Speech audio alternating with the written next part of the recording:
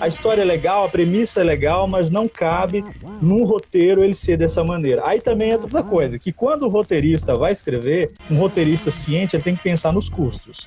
Tá? Estamos no Brasil, menos explosão possível, tá bom? E ele tem essa lenda de ser um grande escritor, o Dalton, um grande escritor. É contista também, um contista maravilhoso, de mão cheia.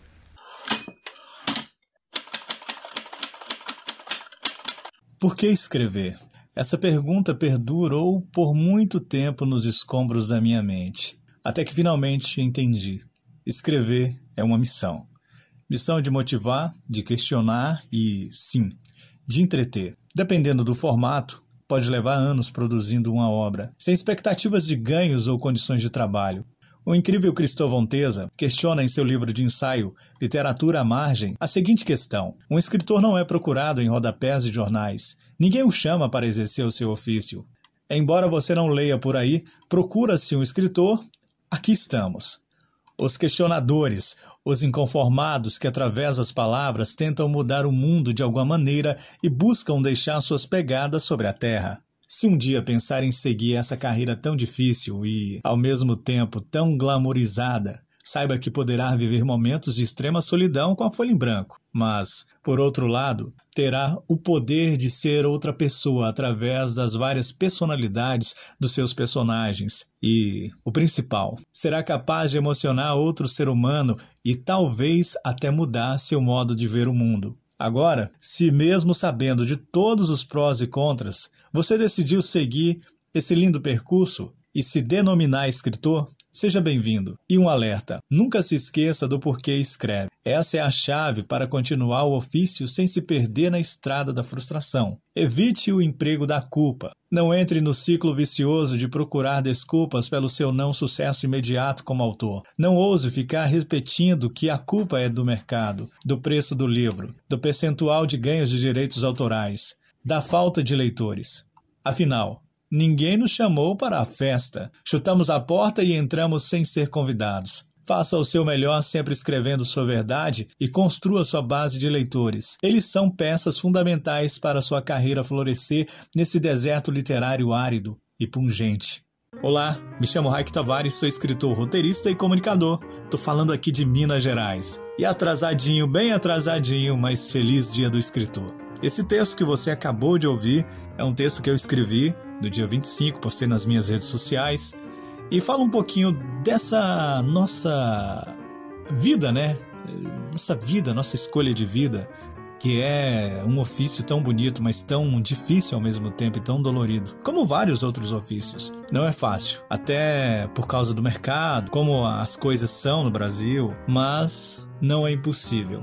Não é impossível chegar onde você deseja. Eu acredito muito nisso. Por isso estou aqui, para te motivar sempre e te levantar quando precisar. Por isso que esse podcast existe, por isso que o Live com o Autor existe, é pra gente te motivar de alguma maneira, para você se sentir abraçado e acolhido. E é uma forma de me motivar e motivar outras pessoas. Então, vamos lá para mais um episódio. Nessa edição eu converso com o Jorge, um cara incrível.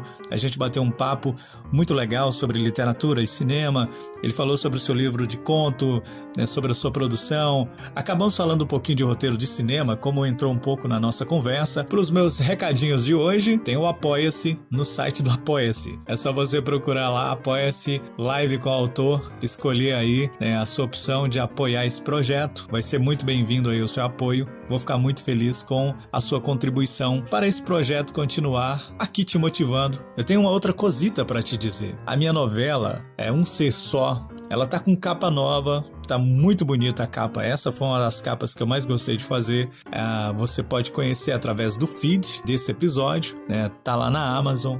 Tá lá por R$ 4,99. Eu vou falar o preço aqui, você compra lá. E lembrando que também essa semana um giz branco na lousa de papel está de graça na Amazon. Então você pode baixar aí, né, o e-book, tá, do meu livro de textos, Um Giz Branco na Lousa de Papel. Um dos títulos mais longos que eu escrevi. Então, vamos para mais uma edição do Live com o Autor em 3, 2, 1 e... claquete.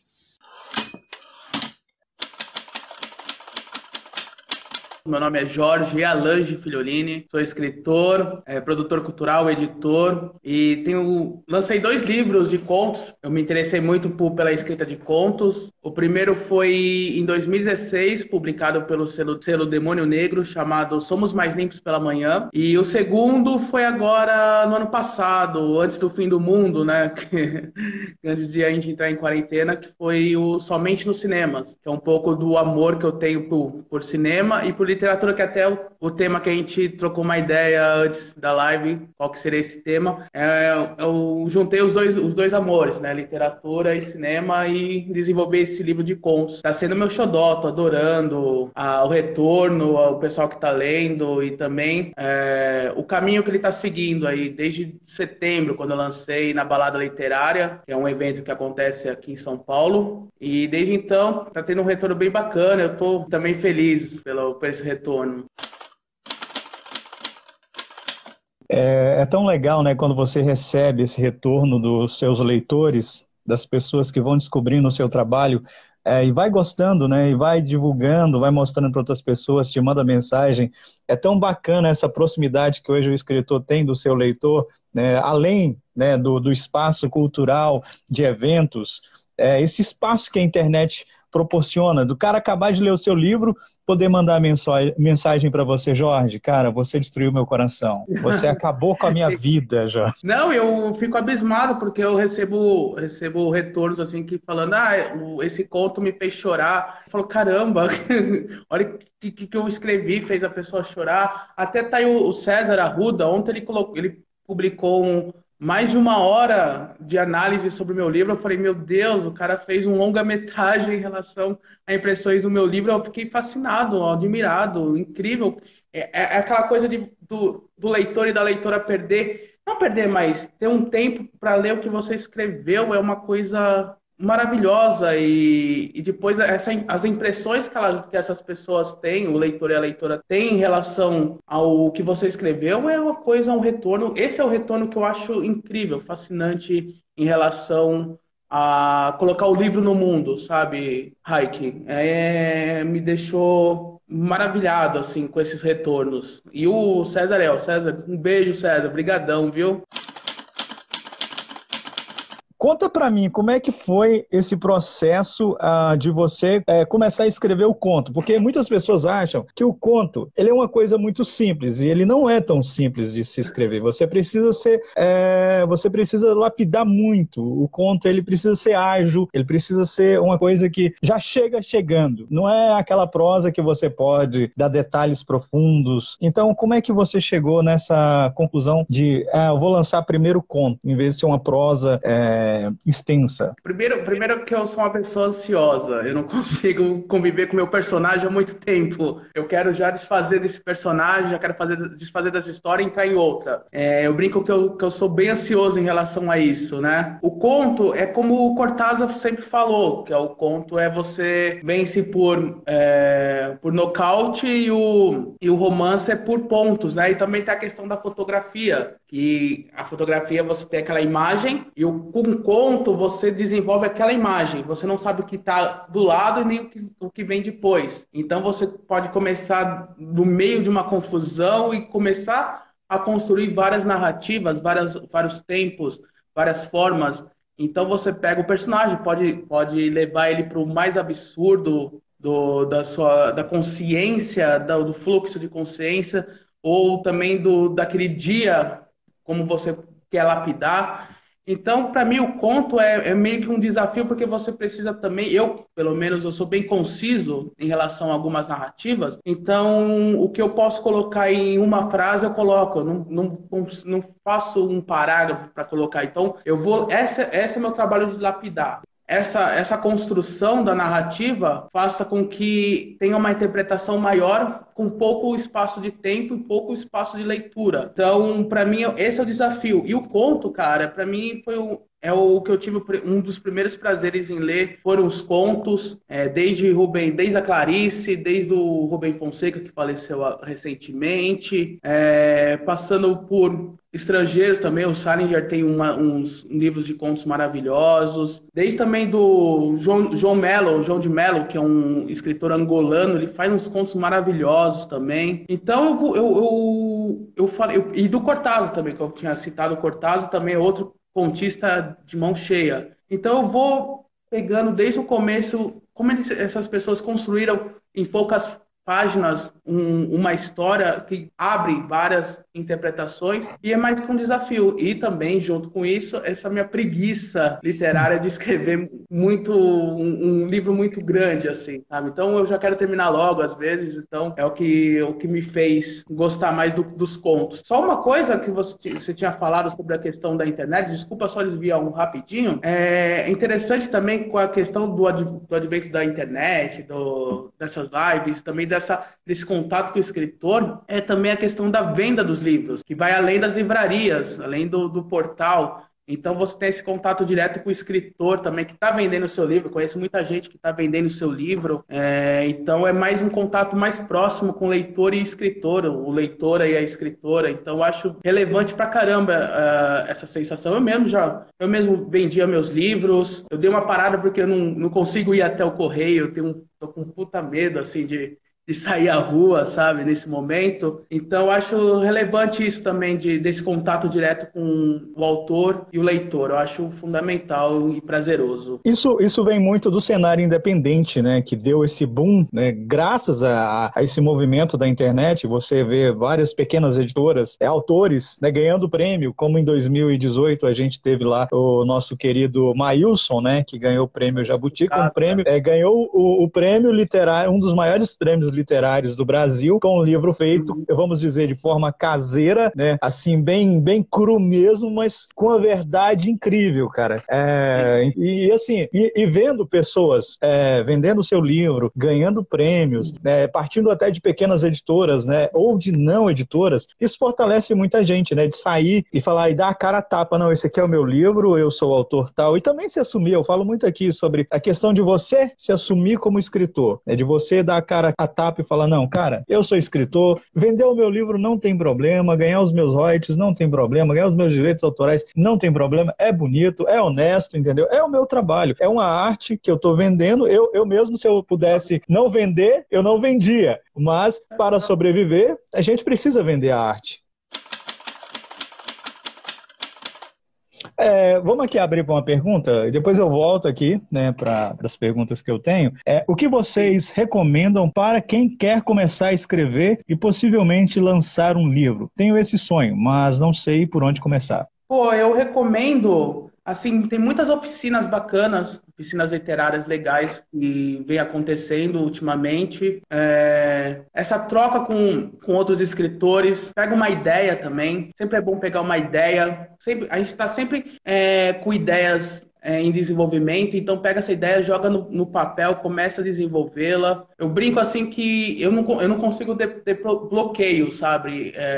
Eu tô com aquele parágrafo emperrado, eu já faço de levar o meu personagem para passear, para tomar banho, para comer. Então já vou escrevendo, meu personagem foi à padaria, meu personagem foi tomar uma no bar, sabe? Foi caminhar com o cachorro, ele deve ter um cachorro, qual que é o nome dele? Aí você vai desenvolvendo essa narrativa, a ideia volta. E outras ideias virão também, sabe? Eu acho que é bom você analisar assim, o que está ao seu redor. Mesmo que você esteja em isolamento, o que você está vendo? Tem um quadro? O que está na despensa da sua casa? Faz uma lista de compras. Faz uma lista de coisas que você quer fazer depois da pandemia. Faz um diário. Constrói essas formas literárias. Assim. Eu acho bacana você começar com isso. Aí você vai encontrar seu personagem, você vai encontrar ideias, você vai encontrar um fluxo, um caminho ou vários caminhos para você construir essa narrativa. Para mim é essencial você ter uma ideia e colocar essa ideia no papel e começando a moldar de várias formas, assim.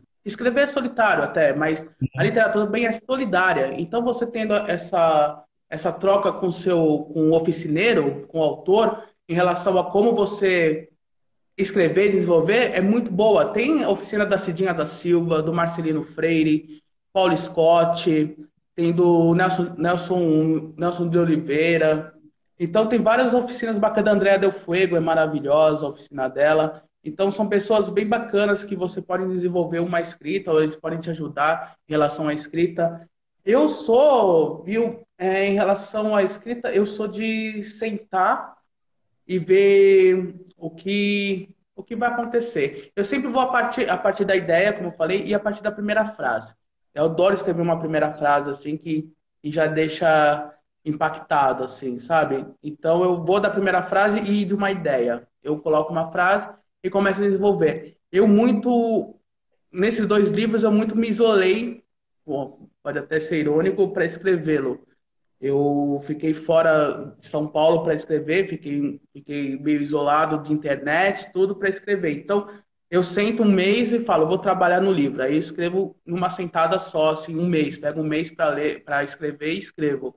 O processo do pós, assim, para editar, que é o mais demorado, que são de você lapidar, você cortar, você tirar, qual ponto vai sair, com uma dor no coração, alguns contos saem, caem, sabe? Aí você vai desenvolvendo com essa pós-escrita, junto com o seu editor, com amigos que você indica ou entrega a primeira cópia para eles lerem, então eles vão poder desenvolver muito, você pecou aqui, ó, que tal você tirar isso, ó, que tal você acrescentar isso. Então tem essa coisa do solidário, os amigos que você passa esse livro. O Marcelino Freire, que é o escritor, ele muito me ajudou na minha escrita, eu sempre passava para ele alguns contos para ele ler e falar, ó, isso aqui é bom você cortar, isso aqui é bom você acrescentar. Então eu fico bem assim no pós-escrita, porque é onde que eu vou cortar ou colocar, acrescentar mais coisas para depois ir para gráfica, assim. Que aí depois que vai para gráfica é adeus. Assim.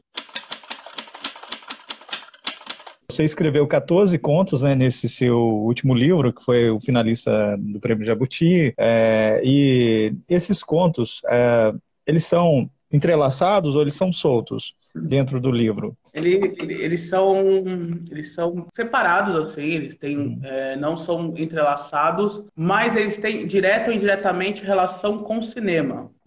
Então eu posso, num dos contos eu falo bem do cinema, eu falo muito sobre o cinema, e outros contos, o cinema só está assim, en passant, tá numa relação assim, de segundo plano coadjuvante. Então essa relação, então tem desde, e nesse segundo eu experimentei muito com a questão da forma de escrita. Então tem desde de um fluxo de consciência, tem diário, tem outro conto que eu falo, que eu escrevo só como se fosse um e-mail, mandando para um amigo, outro um microconto, outro com uma narrativa mais longa, mas que entrelaça com o tempo. Então, nesse segundo, eu experimentei mais como construir uma narrativa. Coisa que no primeiro, eu escrevi com 20 e poucos anos, 25 anos, por aí, eu saí gritando muito, sabe? Meio que queria colocar todos os temas, eu queria, olha, me ouçam, olha, me leiam, olha esse tema, eu quero discutir vários temas. Mas não, ó, era muita coisa juvenil, muita coisa de você explodir nas palavras. Nesse segundo, eu já pisei mais no freio, quis colocar umas homenagens, tem umas questões sociais, mas uma coisa também sobre o amor ao cinema, o amor à literatura, e também brincar com umas narrativas poéticas que você vai desenvolvendo com a leitura, muita leitura, pessoal, é bacana. Na poesia você encontra várias inspirações, várias ideias em relação a você escrever uma prosa depois. Acho que a poesia é incrível para isso. E foi a partir daí, depois desse intervalo de 2 anos e meio, 3 anos, na construção do Somente nos Cinemas, que eu pude mais calmo, mais relaxado, desenvolver melhor uma narrativa e a construção dos contos também.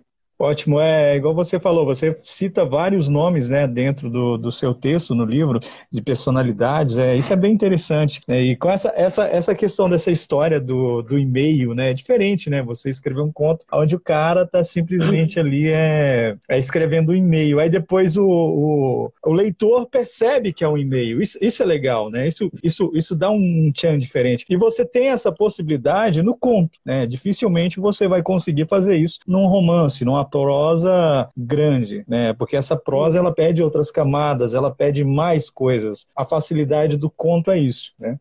Esse conto é interessante porque é uma coisa Algo que eu peguei muito de temas de tempo foi em relação à virada do século, né? Que é começo dos anos 2000, o começo do século. Então, aquele começo do século que estava engatinhando a questão do e-mail, de você mandar e-mail, de você trocar mensagens, uma lan house, quem não se lembra de ficar na lan house horas e horas, no Orkut, não sei se alguém lembra do Orkut, mas ficava lá no Orkut, e trocando e-mails, e vendo vídeos, ou jogando, e esse conto é um pouco isso, de dois amigos que trocam e-mails numa época que estava ainda engatinhando essa relação virtual entre amizades. E eu brinco com isso, eu gosto de brincar dessa memória. Ele fala, ainda estou engatinhando nessa coisa de e-mail, ele brinca com outro amigo, eu tô aqui na lan house, o tempo tá acabando, depois a gente conversa mais, sabe? Então eu gosto de brincar. E nesse meio termo eu coloco muita coisa narrativa em relação ao cinema, que os dois gostavam de ir no cinema, os dois tinham uma relação bacana e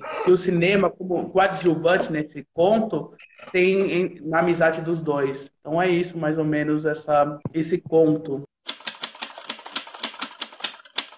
Nessa questão do tema, né, igual você falou do livro anterior, né, que são vários contos e tal, e esse livro ele tem um tema central. Até numa das primeiras lives que eu fiz esse projeto, desse ano, na verdade, primeira live, eu fiz com a Vanessa, a gente estava falando sobre isso. Sobre a questão do autor, ele pega um conjunto de contos e joga no ar dentro de um livro, e às vezes não está discutindo algo, não está passando algo, é simplesmente várias histórias jogadas ali. E essa questão de escrever sobre um tema, né? Você atribui isso às oficinas que você fez, aos projetos, ao estudo que você causou, até para ver a questão de participar de prêmios Sim. literários, né? Que a questão, quando você tem um tema, facilita muito mais para você colocar um livro num prêmio literário, né? Tá dizendo algo, tá discutindo algo, vamos dizer, dentro daquele tema.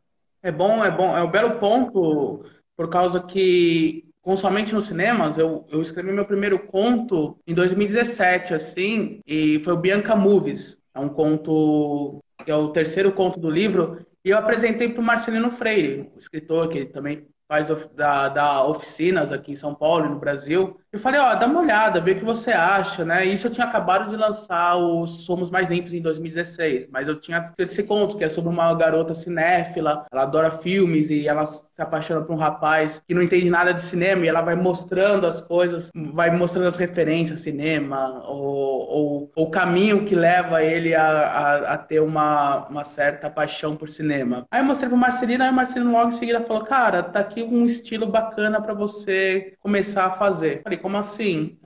Porque você não pega o tema cinema que você gosta tanto, começa a construir contos em relação a ter essa relação com o cinema. Aí me deu essa ideia, falei, caramba, que demais escrever contos que tenham cinema envolvido, mesmo que seja brevemente, ou ele como principal. E foi assim, foi desenvolvendo vários contos em relação ao cinema. Aí que vem um olhar e uma dica de um escritor que já tem estrada, que já conhece qual que é aquela pegada do escritor em relação a algum tema, algum estilo literário, sabe? Aí foi a partir dessa dica do Marcelino que eu comecei a desenvolver o Somente nos Cinemas. E foi gostoso pra caramba, porque eu falo que esse segundo livro foi muito bom ter escrito, porque coisas que ficavam na minha cabeça, porque eu gostava de fazer jogos da minha cabeça em relação ao cinema.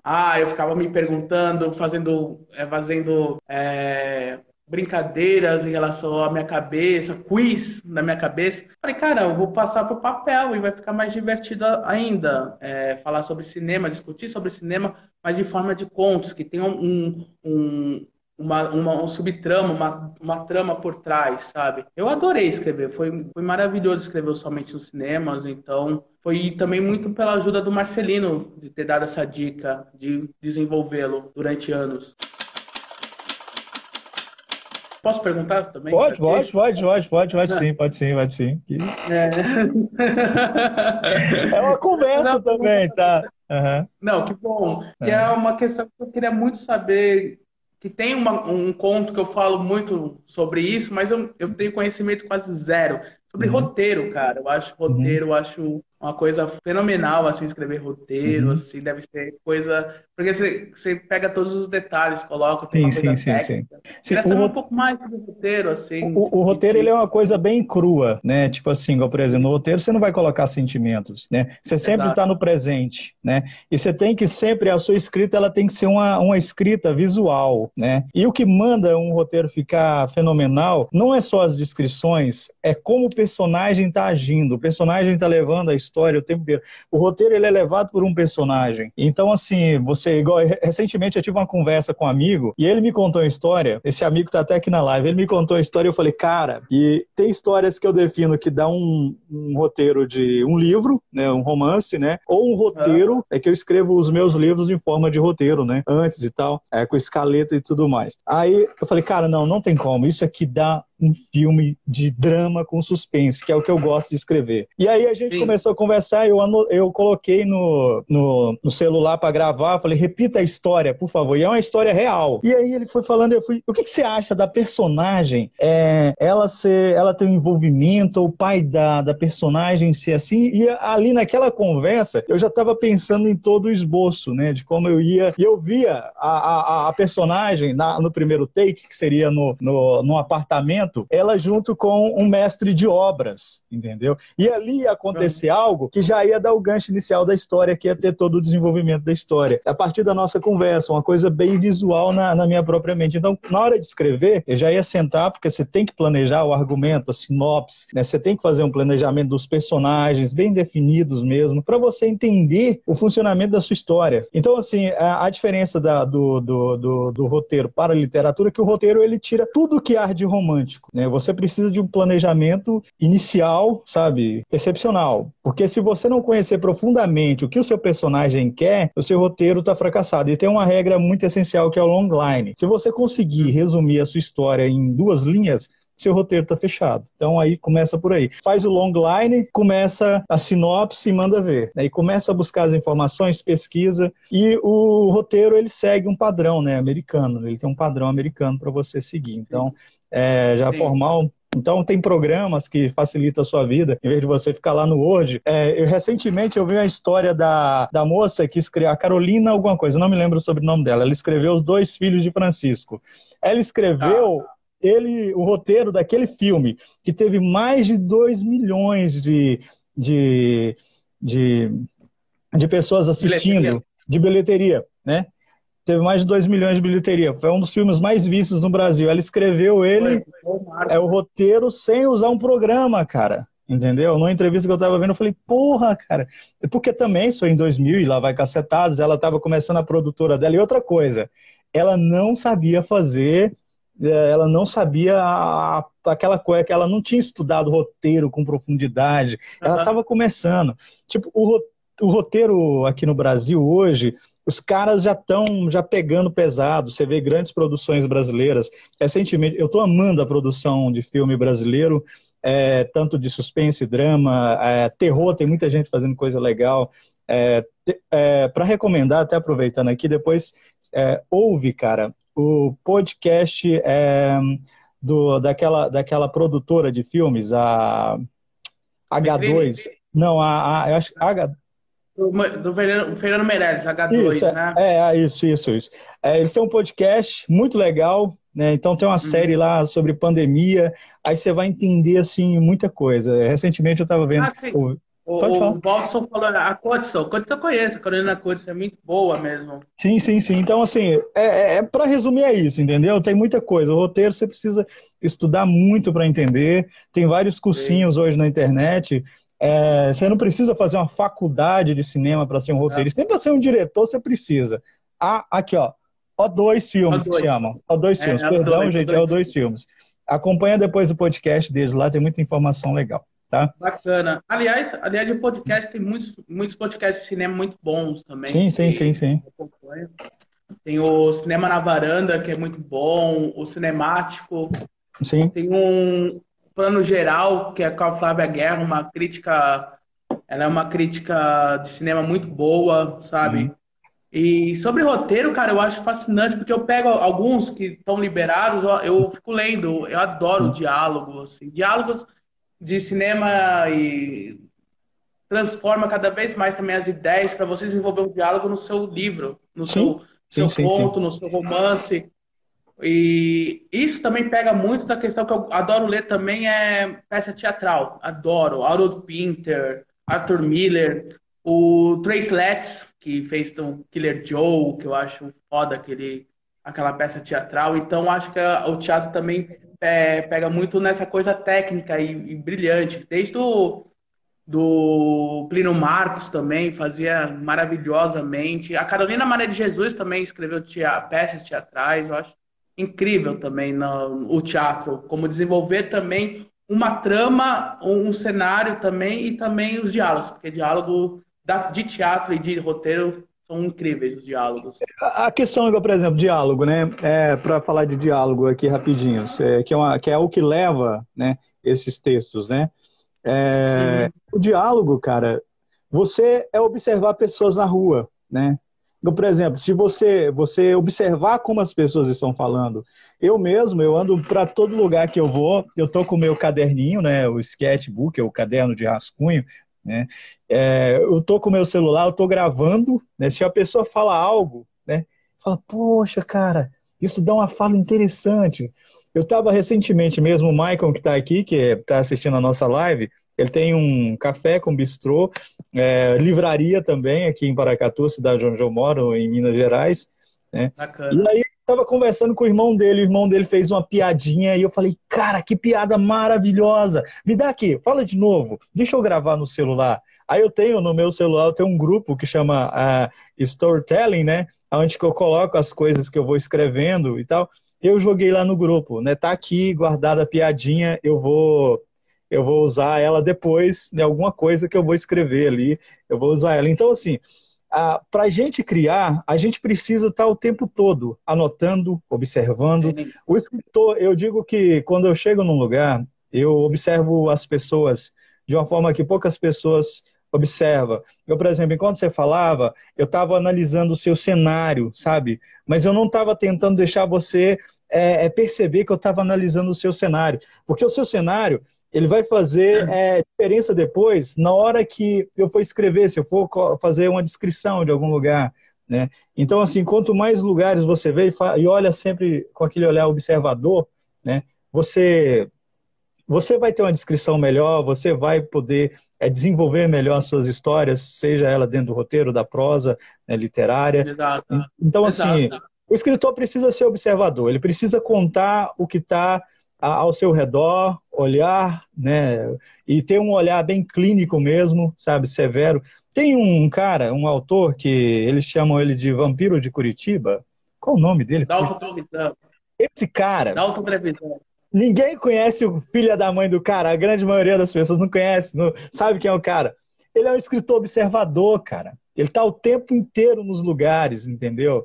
Ele está andando pela cidade. Eu leio várias coisas sobre ele, e aí eu fico observando assim, como que deve ser, né? Eu queria ser a sombra desse cara, sabe?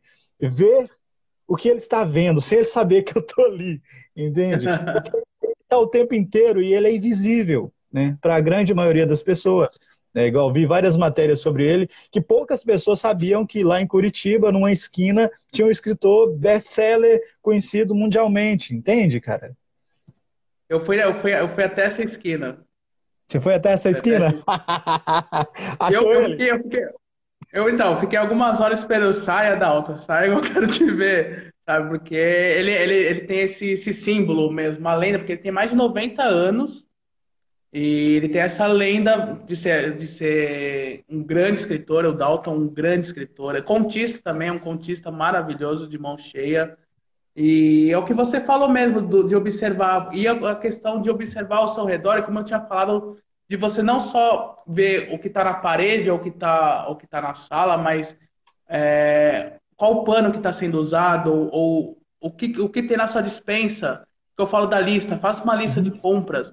Faz uma lista do seu banheiro, quantos cremes dentais tem, como que é esse personagem, porque você pode moldar a característica do seu personagem, o caráter, o pensamento do seu personagem, sabe?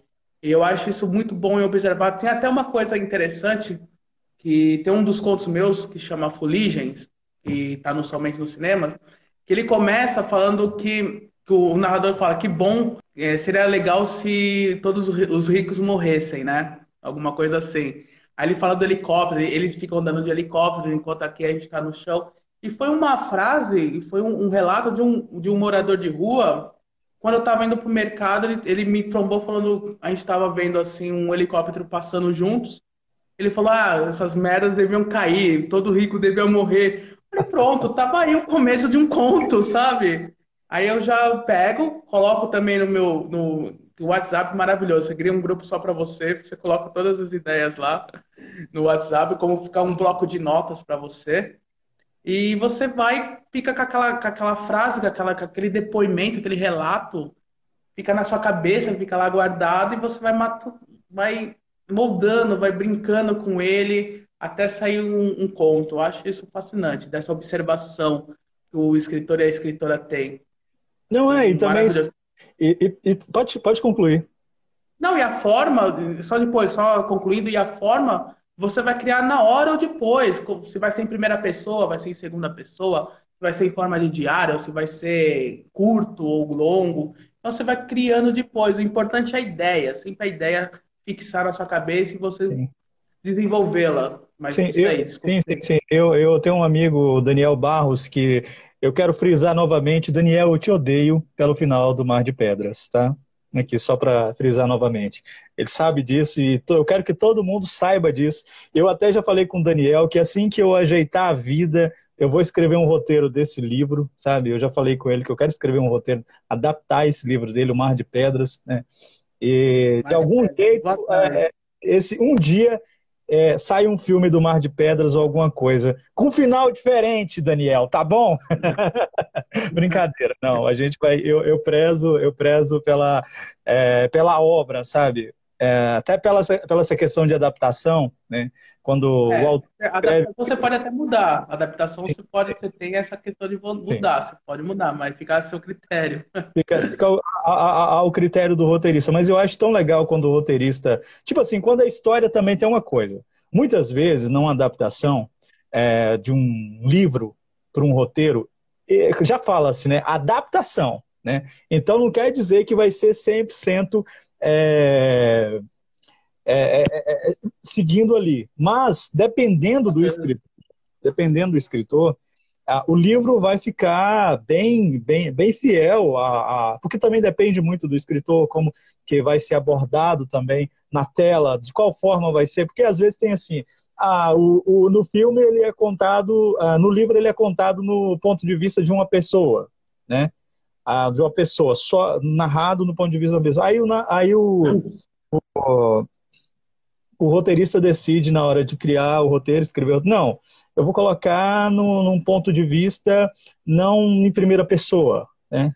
Não quero um ponto, não cabe. A história é legal, a premissa é legal, mas não cabe num roteiro ele ser dessa maneira. Aí também entra outra coisa, que quando o roteirista vai escrever, um roteirista ciente, ele tem que pensar nos custos, tá? Estamos no Brasil, menos explosão possível, tá bom? Você pode escrever um roteiro maravilhoso sem usar muitas explosões, tá? Ainda mais agora, em tempo de pandemia, orçamento pequeno, meu amigo, é o que as produtoras querem, entendeu? O Marçal Aquino, o escritor e roteirista Marçal Aquino, ele sempre fala que não sobem créditos finais, sobem débitos no final do filme, sabe? Ele tem que pagar muita gente, o produtor tem que pagar muita gente. E em relação a esse do roteiro, também tem no meu conto Terra Incógnita, que é a história de um roteirista bloqueado. Ele fala que a produtora, no roteiro ele coloca um búfalo e a produtora fala, mas você sabe quanto que é um aluguel de um búfalo, a diária de um búfalo? Troca por uma mula, sabe? Ou eu quero fazer uma filmagem lá nas dunas de Natal, sabe? Não, mas faz aqui em Ubatuba, sabe? A gente cria. Porque realmente a caneta vermelha é o que mais tem, né? Na questão da produtora, dos produtores, né? Com certeza. Falando nessa questão de adaptação, linguagem, vai sair, né? Era para ter saído recentemente agora, a menina que matou seus pais. Eu não lembro o nome das coisas, gente. Eu tenho que anotar. Que até o roteiro é do Rafael Montes e de uma outra roteirista, que também fugiu o nome, me perdoem, viu, pessoal? Mas tem internet para isso, procura aí na internet. Eu estava vendo, né, até no podcast da produtora lá, da O2, eles falando, o produtor, né, falando desse filme, que ele é 2 filmes, né? Ele é um filme contado no ponto de vista dela e no ponto de vista dele. Quando o roteiro chegou para eles, ele viu que não dava para contar uma história do jeito que eles queriam, porque eles ficariam defendendo um lado. E eles não queriam isso. Então, eles teve um orçamento maior, eles gastaram mais, um risco maior, mas só que ficou algo diferente, né? E eles gravaram, eu vi também algumas entrevistas, que eles gravavam uma cena do filme principal, né, o primeiro filme, e depois gravava do segundo filme. Entende, cara? Então, assim, um trabalho incrível. E você vê, e eu falo assim, vamos dizer assim, não é uma produção bacana, não vamos falar, não saiu tão cara, com várias explosões, né, e débitos nos créditos lá, muitos débitos, né, porque eles usaram inteligência, questão da linguagem, estão usando os mesmos cenários, entende? Também tem essa questão. Claro, claro. E é o que você falou, o que vai ser depois. Às vezes eu pego alguns podcasts, algumas análises de pessoas que estão perto dessas produtoras, dessas indústrias cinematográficas, e o relato do que vai ser depois da pandemia, do isolamento, que estão querendo, os Estados Unidos está querendo abrir agora em julho os cinemas. Eu acho impossível abrir em julho, porque parece que a grande produção ia ser o Tenet, do Nolan, né? E a estreia dia 17 de julho. Eu acho impossível que o cinema americano vai abrir agora em julho. E você tem a questão da distribuição, a questão que depois dessa pandemia vai ter uma crise econômica imensa. Quem vai sair de casa? Tem a questão da insegurança também. Quem vai querer enfrentar um cinema, uma fila ou uma caixa como uma caixa fechada com ar-condicionado como um cinema, sabe, para assistir um filme? O preço do ingresso, quem vai ter um dinheiro para pagar para assistir o filme. Então vai acumulando tudo isso em relação a você colocar no papel os gastos que vão ser daqui para frente, em relação ao que a produtora vai gastar, o que a distribuidora, o exibidor, qual filme o exibidor vai colocar em primeiro plano. Será que vai lançar mais do que um blockbuster por semana? Porque tá tudo acumulando, né? A fila está imensa de estreias agora, depois que a gente sair do isolamento. Então tem tudo isso que lá na frente, e nessas questões do podcast e nessas análises que eu venho acompanhando, me faz pensar um pouco sobre a questão do cinema daqui para frente. Tem aquela questão também de se o streaming vai tomar mesmo conta, porque você prefere assistir, agora que você está isolado, você vai assistir na sua casa. Tem a questão do medo também, então acho que é uma coisa de se pensar, porque o cinema abrange tudo isso, sabe? Desde o roteiro até mesmo a chegar até o espectador. Então há de se pensar nesses gastos também. Com certeza. Já tentei escrever um texto e falar sobre um gigante. Aí ficava imaginando o gigante ao lado de prédios reais para ter uma noção de proporção. Vocês fazem isso? Imagina personagem aqui na vida real? Você imagina o personagem na vida real? Sim, eu imagino muito, mas eu gosto de colocar esse personagem no mais absurdo possível, porque é o que a literatura, o que a arte pode proporcionar, é você ir para o insólito, é você ir para um fantástico ou um absurdo que você possa levar, entrar na mente dele.